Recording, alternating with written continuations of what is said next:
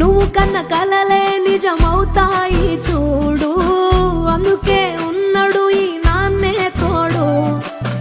దశరథ మహారాజే నాన్నై పుట్టాడు, నువ్వు రాముడంత ఎదగ